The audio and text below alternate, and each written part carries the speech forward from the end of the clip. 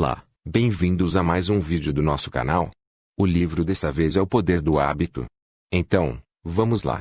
Mas antes não esqueça de deixar o like, se inscrever no canal e ativar o sininho de notificações para ser avisado sobre outros vídeos de livros que apresentaremos aqui. A cura do hábito. Ela era a participante de estudo favorita dos cientistas. Lisa Allen, de acordo com a sua ficha, tinha 34 anos, começara a fumar e beber aos 16, e lutara com a obesidade durante a maior parte da vida. Chegou a um ponto, aos 20 e poucos anos, em que órgãos de cobrança começaram a persegui-la para recuperar mais de $10.000 em dívidas. Um velho currículo listava que seu emprego mais longo durara menos de um ano. A mulher que estava diante dos pesquisadores naquele dia, no entanto, era esbelta e vibrante, com as pernas tonificadas de uma corredora. Parecia uma década mais nova que as fotos em seu prontuário, e capaz de aguentar mais exercícios do que qualquer outra pessoa no recinto. Segundo o relatório mais recente em seu arquivo, Lisa não tinha dívidas, não bebia e estava em seu 39º mês numa empresa de design gráfico. Quanto tempo faz desde o seu último cigarro? Um dos médicos perguntou, dando início à lista de perguntas que Lisa respondia toda vez que vinha a esse laboratório perto de Bethesda, Maryland. Quase 4 anos, ela disse, e perdi 27 quilos e corri uma maratona desde então. Ela também começara um mestrado e comprara uma casa. Tinha sido um período cheio de acontecimentos. O grupo de cientistas na sala incluía neurologistas, psicólogos, geneticistas e um sociólogo. Durante os últimos 3 anos, com verba dos Institutos Nacionais de Saúde, eles vinham investigando Lisa, e mais de 20 outros indivíduos que haviam deixado de ser fumantes, comedores compulsivos, bêbados problemáticos, viciados em compras e possuidores de outros hábitos destrutivos. Todos os participantes tinham uma coisa em comum: haviam reconstruído suas vidas em períodos relativamente curtos. Os pesquisadores queriam entender como. Por isso mediram os sinais vitais de cada um, instalaram câmeras de vídeo dentro de suas casas para observar suas rotinas, sequenciaram trechos de seus DNAs, e, com tecnologias que lhes permitiam espiar dentro da cabeça das pessoas em tempo real, observaram o sangue e os impulsos elétricos fluírem através de seus cérebros enquanto eram expostos a tentações como fumaça de cigarro e refeições fartas.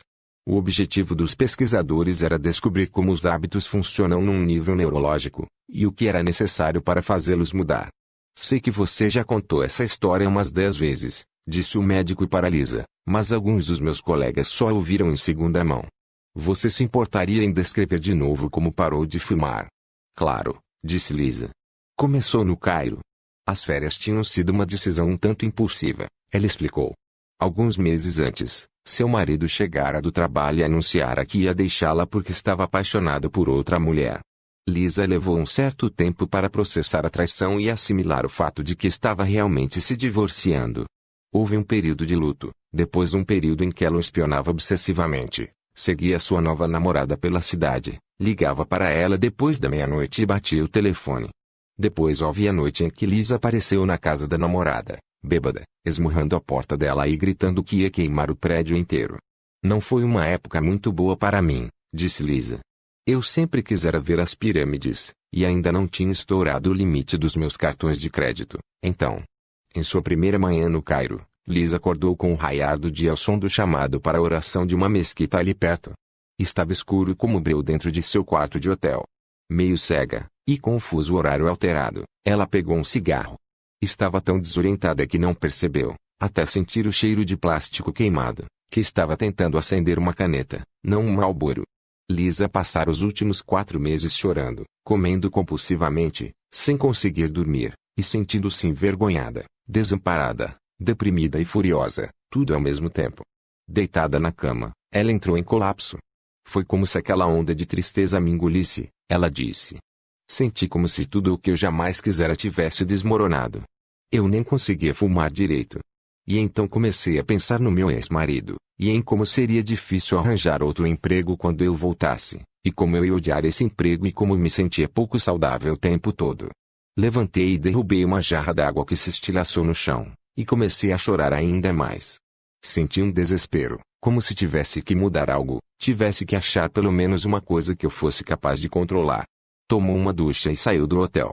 Enquanto Lisa passava pelas ruas esburacadas do Cairo num táxi e depois pelas estradas de terra que levavam à Esfinge, às pirâmides de Gizé e ao vasto e interminável deserto ao redor delas, sua autocomiseração cedeu por um breve instante. Ela precisava de um objetivo na vida, pensou.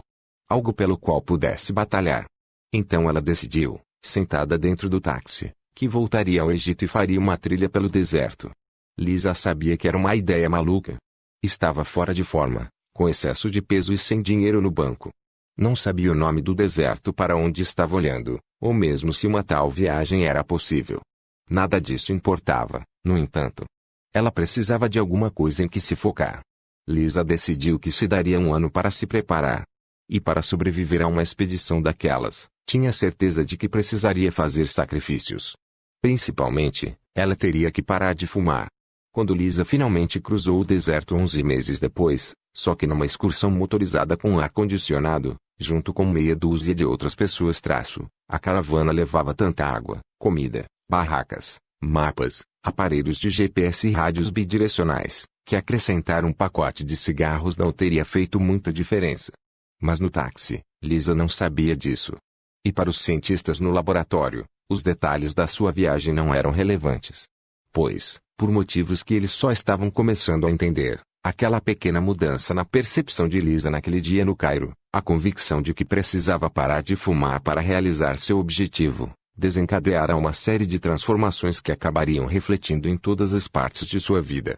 Ao longo dos 6 meses seguintes, ela substituiria o cigarro pela corrida, e isso, por sua vez, mudou o jeito como ela comia, trabalhava, dormia, guardava dinheiro, organizava seus dias de trabalho, fazia planos para o futuro, e assim por diante. Ela começaria a correr meias maratonas, depois uma maratona, voltaria a estudar, compraria uma casa e ficaria noiva. Por fim ela foi recrutada para o estudo dos cientistas, e quando os pesquisadores começaram a examinar imagens do cérebro de Lisa, viram algo notável, um conjunto de padrões neurológicos, seus antigos hábitos, tinha sido suplantado por padrões novos. Eles ainda podiam ver a atividade neural de seus antigos comportamentos, porém esses impulsos estavam superados por uma série de novos desejos. Conforme os hábitos de Lisa mudaram, seu cérebro mudara também. Os cientistas acreditavam que não tinha sido a viagem ao Cairo que provocara a mudança, nem o divórcio ou a travessia do deserto, mas o fato de que primeiro Lisa se concentrara primeiramente em mudar um único hábito, o fumo. Todos os participantes do estudo haviam passado por um processo semelhante. Focando-se num único padrão, o que é conhecido como um hábito angular. Lisa também ensinara a si mesma a reprogramar as outras rotinas automáticas de sua vida. Não só os indivíduos são capazes de mudanças como essa. Quando as empresas se concentram em mudar hábitos, organizações inteiras podem se transformar. Empresas como a Procter & Gamble, a Starbucks, a Alcoa e a Target, já tiraram proveito dessa revelação para influenciar o modo como o trabalho é feito, como os funcionários se comunicam, e, sem que os clientes percebam, o jeito como as pessoas fazem compras. Quero lhe mostrar uma de suas tomografias mais recentes, um pesquisador disse a Lisa perto do final de seu exame. Ele exibiu uma figura numa tela de computador que mostrava imagens do interior da cabeça dela. Quando você vê comida, estas áreas, ele apontou para um lugar perto do centro do cérebro dela, que são associadas a anseios e fome, ainda estão ativas. Seu cérebro ainda produz os impulsos que faziam você comer em excesso. No entanto, tem atividade nova nesta área. Ele apontou para a região mais perto de sua testa, onde acreditamos que a inibição comportamental e a autodisciplina começam. Essa atividade foi se tornando mais acentuada cada vez que você veio aqui. Lisa era a participante favorita dos cientistas porque suas tomografias eram muito convincentes, muito úteis para criar um mapa no qual os padrões comportamentais, os hábitos, residem dentro de nossas mentes. Você está nos ajudando a entender como uma decisão se torna um comportamento automático, o médico lhe disse. Todas as pessoas no recinto sentiam que estavam no limiar de alguma coisa importante. E estavam mesmo. Quando você acordou hoje de manhã, qual foi a primeira coisa que fez? Você foi direto para o chuveiro, checou seu e-mail ou pegou um donut no balcão da cozinha? Escovou os dentes antes ou depois de se enxugar? Amarrou o sapato esquerdo ou direito primeiro? O que você disse para os seus filhos antes de sair de casa? Que caminho pegou para ir ao trabalho? Quando você chegou à sua mesa, respondeu e-mails, conversou com um colega ou foi logo escrever um memorando? salada ou hambúrguer no almoço. Quando chegou em casa, calçou o tênis e saiu para correr, ou pegou um drink e foi jantar na frente da TV. Toda a nossa vida, na medida em que tem forma definida, não é nada além de uma massa de hábitos, escreveu William James em 1892. A maioria das escolhas que fazemos a cada dia pode parecer fruto de decisões tomadas com bastante consideração, porém não é. Elas são hábitos. E embora cada hábito signifique relativamente pouco por si só, ao longo do tempo, as refeições que pedimos, o que dizemos a nossos filhos toda noite, se poupamos ou gastamos dinheiro, com que frequência fazemos exercícios, e o modo como organizamos nossos pensamentos e rotinas de trabalho tem impactos enormes na nossa saúde, produtividade, segurança financeira e felicidade. Um artigo publicado por um pesquisador da Duke University em 2006 descobriu que mais de 40% das ações que as pessoas realizavam todos os dias não eram decisões de fato, mas sim hábitos. William James, assim como inúmeros outros, de Aristóteles a Oprah Winfrey, passou boa parte de sua vida tentando entender por que os hábitos existem. Porém, só nas últimas 2 décadas os neurologistas, psicólogos, sociólogos e marqueteiros realmente começaram a entender como os hábitos funcionam, e, mais importante, como eles mudam. Este livro é dividido em 3 partes. A primeira parte é focada em como os hábitos surgem dentro de vidas individuais. Ela explora a neurologia da formação dos hábitos, os meios de formar novos hábitos e mudar antigos, e os métodos, por exemplo, que certo publicitário usou para transformar a escovação de dentes, antes uma prática obscura, numa obsessão nacional. Ela mostra como Procter & Gamble transformou um spray chamado Febreze num negócio de $1 bilhão, tirando proveito dos impulsos habituais dos consumidores, como os alcoólicos anônimos reformam vidas atacando hábitos que estão no cerne do vício, e como o técnico Tony Dungy reverteu a sorte do pior time da National Football League, Liga Nacional de Futebol Americano, fazendo com que as reações automáticas de seus jogadores focassem deixas sutis em campo. A segunda parte examina os hábitos de empresas e organizações bem-sucedidas. Ela mostra em detalhes como um executivo chamado Paul O'Neill, antes de se tornar secretário da Fazenda, converteu uma produtora de alumínio em dificuldades na empresa de mais alto desempenho do índice Dow Jones, enfocando um hábito angular, e como a Starbucks transformou um menino que largara o ensino médio num alto gerente, incutindo hábitos projetados para tonificar sua força de vontade. Ela descreve por que mesmo os cirurgiões mais talentosos podem cometer erros catastróficos quando os hábitos organizacionais de um hospital deterioram-se. A terceira parte examina os hábitos de sociedades. Reconta como Martin Luther King Jr. e o movimento pelos direitos civis tiveram êxito, em parte, por mudarem os hábitos sociais arraigados dos moradores de Montgomery, Alabama, e porque um foco semelhante ajudou um jovem pastor chamado Rick Warren a construir a maior igreja do país em Saddleback Valley, Califórnia. Por fim, ela explora questões éticas delicadas, tais como, se um assassino na Grã-Bretanha deve ser libertado caso possa argumentar de forma convincente que seus hábitos o levaram a matar. Todos os capítulos giram em torno de um argumento central: hábitos podem ser mudados, se entendermos como eles funcionam.